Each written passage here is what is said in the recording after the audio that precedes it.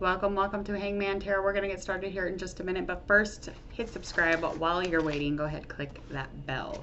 We're going to get into our Demi Lovato and her new man's Jordan Lutz. So we're going to find out all that we can in tarot cards, everything underneath the surface of things, and we're going to start right now. We're going to get right into it. First, let's go over astrology. Demi Lovato is a Leo. Her moon sign is a Taurus. Leo is a rising also. August 20th, 1992. She was born in the United States. Birth path of a 5. And Jordan, the little bit that I did find on him, March 28th, 1997, from Canada, singer-songwriter, has 90,000 Instagram followers, and is an Aries and a Sag moon sign. So that is what I found on this person, so we can get the best of the reading possible. We are going to get started just about now. Let me get into some current energy first. I like to get into that current energy of both of them, in Demi, all up in Demi's face, all up in Jordan's face. We want to know all about this relationship because apparently they confirmed it in August of 2022. So I hope that you are all enjoying your Labor Day, your little day of vacation off. Maybe you're not off. Who knows? Sorry if you're not off. Either way, I hope that you're enjoying it. All right, let's get into it. Find out all that we can for just that current surface, very, very surface energy.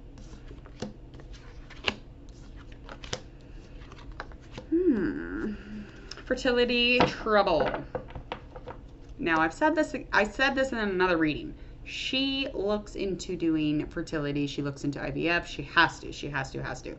I do think that there is some sort of fertility trouble, or dealing with fertility, or just like lack of fertility at the moment, or just not fertile enough to make a baby today. Maybe tomorrow she'd be ready, but as of right now, no. The opportunity of that is not in the current energy. There is some sort of harmony, almost like because of knowing something. So something from the past that she knows. So she keeps going over something specific from her childhood, and the knowing or the information that she can kind of look on is nostalgic. So it's a good thing. It's a really nice memory. It's very, very good. It has something to do with something family oriented, or maybe just like in love. Let's get into the rest of this reading. So we're going to find out all that we can about both of them, as far as their feelings for one another, okay? And then we will find out, you know, any obstacles that get in their way, just kind of the most highlighted experience at the moment, and into anything that is upcoming, as well as what affects this upcoming future from the past. We will get into that also. So let's find out. Here we go. Yes, sometimes I don't show my cards. Shut up. I don't care how you feel about it. I don't care, darling. I don't care.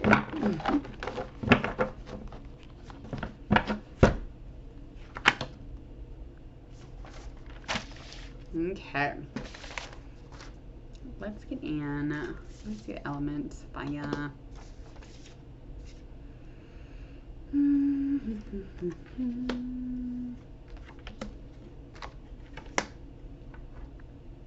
Okay, so she's over on my left side, and we've got the Temperance in reverse. We also have our Four of Wands that is in the upright position. We have our Knight in reverse. We have our Five of Cups that's also in a reverse position.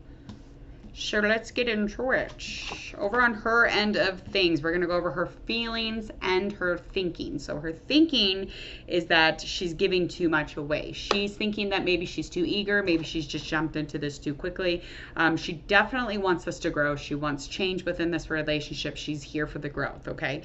But there is some sort of almost like, maybe there's just like a little, it's just too tempting. Maybe she's just all up in the face, all up in the business, all up in his energy, whatever that might mean for her. I feel like she feels like, well, she thinks he doesn't care as much, but I feel like he probably cares more about it than she realizes, good or bad, about, you know, kind of her being so tempted and all up in the business. So it does throw things off balance a little bit, not too crazy, nothing that they can't handle, I'm sure, because I'm sure they're destined for the stars and babies.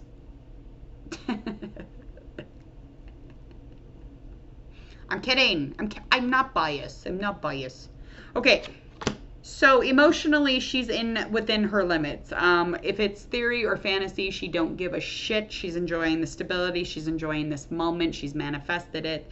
It is emotionally what she's ready for. Over on his end of things, the thoughts on the situation is that he sees things from a completely different angle, and that's why this actually might even be a really grand relationship for him specifically, because, you know, to see things from a different angle, to know that, you know, changes, even if you've made mistakes in your life, forgiveness should always be happening type vibes. I feel like forgiveness is always constantly a thing for him. There is a little bit of resistance as far as like thinking, you know, that she's the bee's knees. He knows that she makes mistakes. She knows. And he knows that this is like something that he can deal with, though. He can definitely, you know, express within this. But I don't think he's as romantic as she's wanting him to be. I think he's a little bit negative, a little bit passive. Not so much so that it would like ruin the day, but you never fucking know, I guess. Emotionally, he does pursue excellence. So any ambition, any passion here is really fueled by the success. And I don't know if that's the greatest thing in the world, but whatever that might mean, emotionally, there is lack of communication. So no matter how intelligent, no matter how much of a hero he may be coming or may feel for her, their communication is lacking. So there's a little resistance there. But I feel like they are determined to kind of like stay within this and, you know, really have success and passion and adventure and just really action oriented. But emotionally, there's definitely some sort of a kind of a burnout feeling, kind of a non-emotional type of energy. So there is a passive energy within him and around him emotionally and in thinking. Okay, let's find out the intentions from the both of them.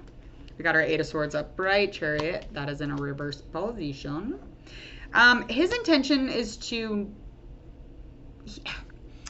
His intention is to not be hasty. He doesn't want to force this. He doesn't really want to slow down specifically, but this is kind of something he's going to have to do. So forcing commitment is what it will feel like for him, because again, he didn't have time for love when this kind of came around. So however that might look, but I feel like the feminine and the masculine energies are off too. So there might be a little power imbalance. So somebody here is kind of like holding over, you know, some sort of power on someone. And the intention is to, you know, come to that as much as he can, still forcing that commitment, because again, he just wasn't in that place where he was like, yeah, I'm here for the love. I don't think that he's ready. I think that he's not ready for that slowdown yet. I really do.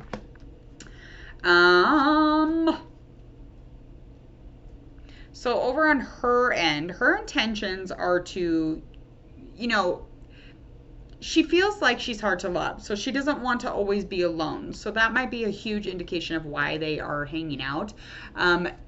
They're together because she's got her blinders on, okay? And, you know, her intentions have frustration in them. She's also got breakup energy. I don't know what that means, but she feels like when she's coming at him with intention, she feels like shamed about it. She feels like there's a sliver of shame. I don't understand what's going on here.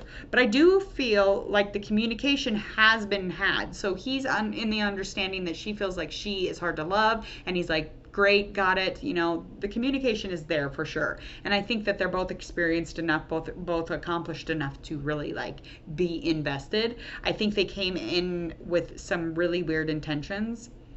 Very confusing and conflicting intentions, in fact. What is their biggest obstacle ahead? Seeing the whole picture. Duh.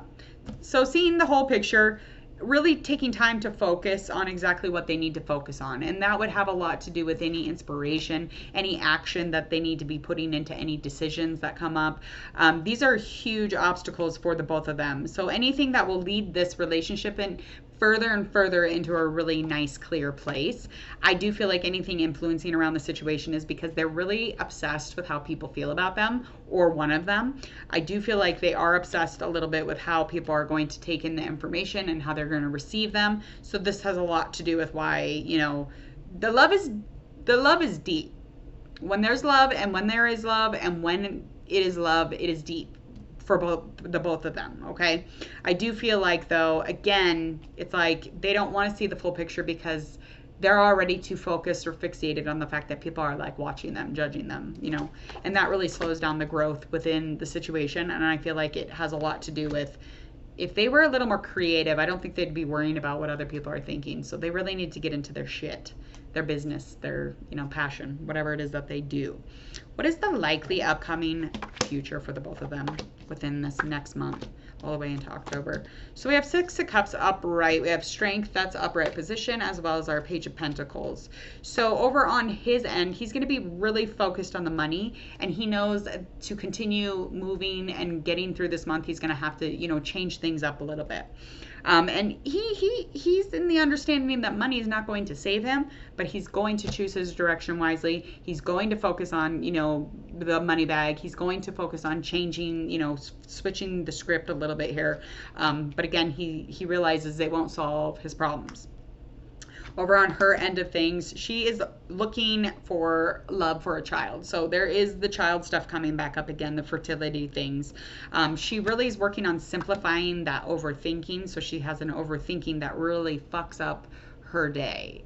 Okay, so this is just confirming, really looking back into the childhood for that harmony, for the nostalgic memory. So anytime she's overthinking, she tries to simplify it by just kind of going back into a nice positive memory, really switching how that thought affects her instead.